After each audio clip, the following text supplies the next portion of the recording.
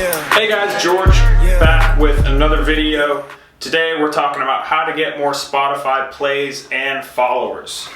Just from the thousands of artists we worked with, this is just the consistencies that we've seen from the artists that are doing very well, and also some common themes of artists that aren't doing well on Spotify.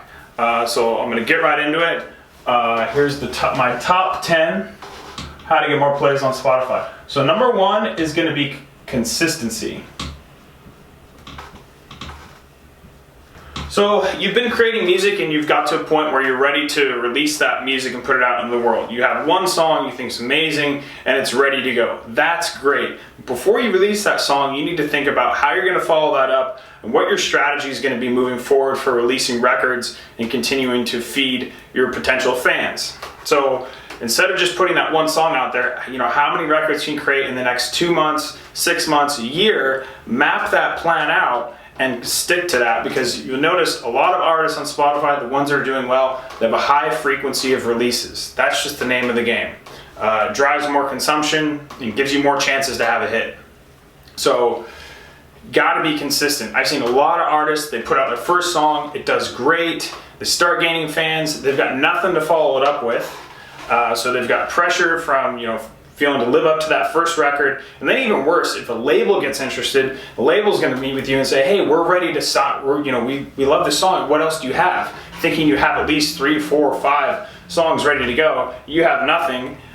Even worse, some artists will sign that song that's already doing well to the label. And that's probably the worst thing you can do, because you did all that work on your own, the song did great, and then you're giving away half of it to a label.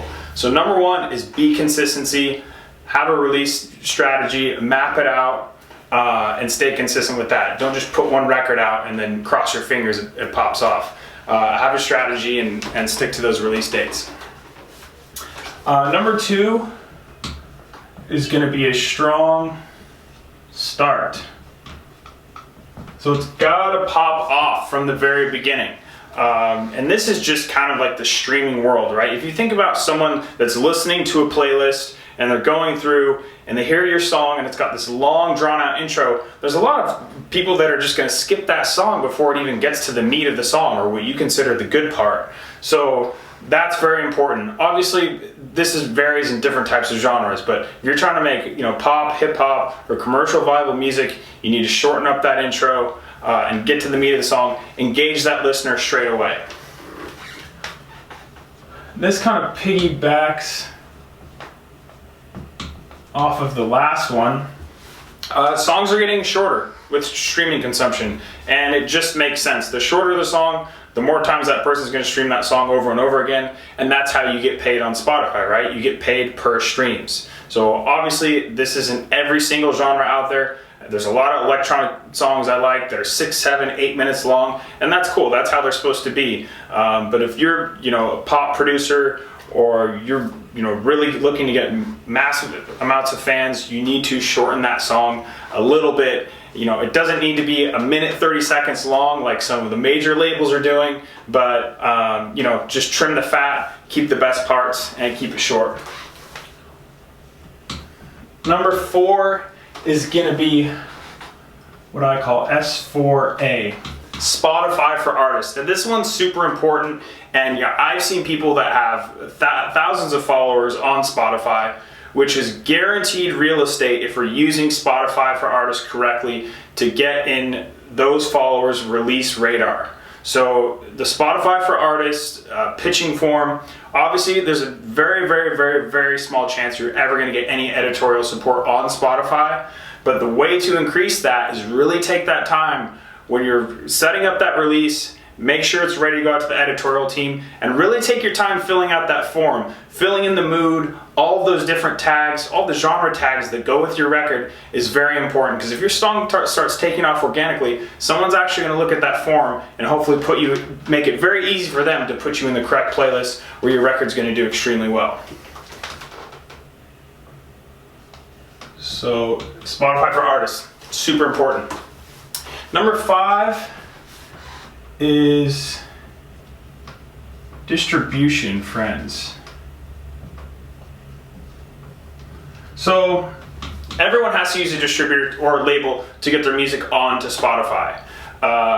What I see with some younger artists is, releasing music super tough. You have no control over what Spotify is going to do, or if your distributor is going to get that music out on time. It can be super frustrating, but your distributor is the person that has direct connections with those outlets: Spotify, Apple Music, Amazon, you name it. You need to be really nice to those people, because a lot of opportunities come through Spotify, Apple Music. They're looking for certain types of artists for promotion tools or branded things. So it's very important that you be nice to your distributor. Don't be a dick if something goes wrong with your release, and buddy up with those people like CD Baby, DIY Con. You can go there, you can meet the people that work at CD Baby. It's super important to do that and strengthen those relationships, because those people have direct relationships with Spotify. So number 5, super important, be nice to your distributor. Number 6 is the Splice Method. So this is something that I've seen the rapper Coda the Friend do extremely well. What he does is he puts 2/3 or 3/4 of his song on YouTube, and at the end of the song, or he only puts a chunk of it on YouTube, and then at the end he says, please stream on Spotify if you want to hear the full song. So he's taking that YouTube platform and he's actually using that as a funnel to get people onto Spotify, to get his monthly listeners up, he gets paid more for streams on Spotify. So he uploads a little chunk of it on YouTube and then asks those fans to go over to Spotify to stream his music. It's very smart, and it's a good way to drive streams over from YouTube. Number 7 is you gotta play the long game. Everyone wants to go viral, everyone wants to have a massive hit, but you really need to play for the long term. Figure out what you're going to do in 2 years, 1 year, 3 years, not what you're going to do in the next week or month. Don't be impatient. Trust me, I've seen a lot of artists burn out because they get too hyped up, doesn't take off, the morale goes in the shits. You need to go long game and have that mentality of eventually it's going to work out for you if you just stick to your plan and stick to those long-term goals you've set for yourself. So number 7 is the long game. Number 8 is cover art. So cover art is very important on Spotify, because a lot of people, their first introduction to your song is going to be them hearing it, and then they're going to look at it. They're going to look down in that corner, or they're going to look at it on their phone, and they're just going to see that tiny square image. And that is your brand as an artist. That is extremely important. And that is really the only thing the fan has to interact with. So that artwork needs to be good. Don't just get a free image and put some filters on it. Really put some thought into it and think about how that image is going to look and how that's going to intrigue fans to want to interact with your music a little bit more. There's a website called Behance where you can actually find designers to create artwork, different types of track artwork, different designs for your music. So number 8 is cover art. Number 9 is junk playlists. Junk lists. So there's services out there that say they'll get you X amount of streams for $50 or $100, or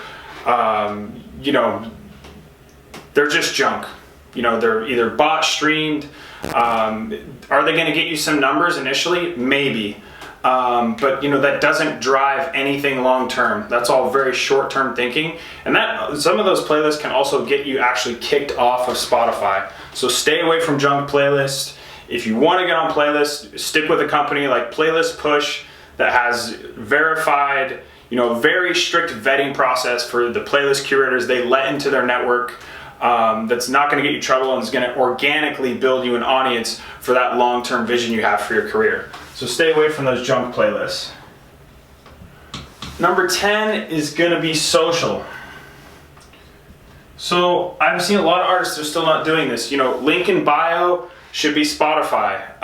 If you only have a few records out, create a playlist with music that you like that's similar to your music and bury your songs in there. If you only have 2 records, that's fine. But you can use that to promote your music to fans, and they're gonna say, hey, this guy has good taste in music. As your catalog gets bigger, you can add more songs to that, but at least you have that anchor you can always drive your fans back to. So use social, push your fans to Spotify, Twitter, Instagram, Facebook. Because eventually, if your song does well, Spotify is actually going to look like, hey, who is this guy tweeting about? Is he tweeting out YouTube links? Is he tweeting out Apple Music links? Or is he tweeting Spotify links? So if you want to get in with Spotify, tweet out those Spotify links. Stay consistent on social. Number 11 is promo. So obviously, it's really tough to build an organic following of fans, of listeners on Spotify from the jump if you're just taking off. Playlist Push is an amazing service. We've serviced thousands of artists, and it's a really good way to get your music out to organic playlists that have real listeners and can really eventually start triggering those different discovery features on Spotify, like Daily Drive, New Music Friday, all the daily mixes that Spotify creates for its users. So that's it, guys. Let's run through it again real quick. So number 1, stay consistent. Have a roadmap of how many songs you can put out. Don't just put out one song per year, right? Have a strong start. Shorten it up. Use Spotify for artists correctly. Your distributor is your friend.